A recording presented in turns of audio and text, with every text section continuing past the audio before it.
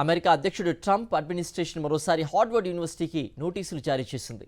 Trump అధ్యక్షుడిగా బాధ్యతలు స్వీకరించిన తర్వాత ఆయన హార్వర్డ్ను లక్ష్యంగా చేసుకున్నారు. ఇలా నోటీసులు ఇవ్వడం ఇది మూడోసారి. అంతర్జాతీయ విద్యార్థుల వీసా పాలసీని కేంద్రంగా చేసుకుని హార్వర్డ్ను లక్ష్యంగా ట్రంప్ చేస్తున్న మూడో దాడి ఇది.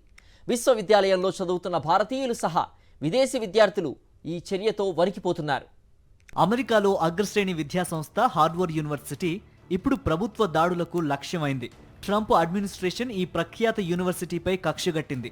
స్టేట్ డిపార్ట్మెంట్ ఆధ్వర్యంలో నడిచే ఎక్స్చేంజ్ విజిటర్ ప్రోగ్రాంలో హార్వర్డ్ పాత్ర గురించి విచారణ చేయడంపై ట్రంప్ అడ్మినిస్ట్రేషన్ దృష్టి కేంద్రీకృతమైంది. ఇది అంతర్జాతీయ విద్యార్థులు, అధ్యాపకులు, పరిశోధకుల కోసం అమలయ్యే వీసా కార్యక్రమం. విచారణకు అవసరమైన అన్ని రికార్డులను ఒక వారంలోగా సమర్పించాలంటూ స్టేట్ సెక్రటరీ మార్కో రూబియో ఆదేశించారు. పాలసీ ఆబ్జెక్టివ్ కోసం ఇది అవసరమని రూబియో పేర్కొన్నారు. ఏకంగా వీసా హోల్డర్లను కూడా ఇంటర్వ్యూకు పిలిచే అవకాశం ఉందని ఆయన సూచనప్రాయంగా వెల్లడించారు. ఇంతకీ ఈ దాడుల వెనక ఏముంది? నిజానికి హార్వర్డ్ ట్రంప్ అడ్మినిస్ట్రేషన్ మధ్య గత కొన్ని నెలలుగా చర్చలు కొనసాగుతున్నాయి. అడ్మిషన్లు, స్టాఫ్ నియామకాలు, పాఠ్య ప్రణాళికల్లో ప్రభుత్వ ప్రమేయం అంశాలపై ఒప్పందం సాధించాలన్నదే చర్చల సారాంశం. కానీ చర్చలు సాగుతూ ఉండగానే విచారణల పేరుతో వేధింపులకు పాల్పడుతున్నారు. ఇంతవరకు ఏం జరిగిందంటే, విద్యాశాఖ హార్వర్డ్ అక్రిడేషన్ పై సవాల్ చేసింది.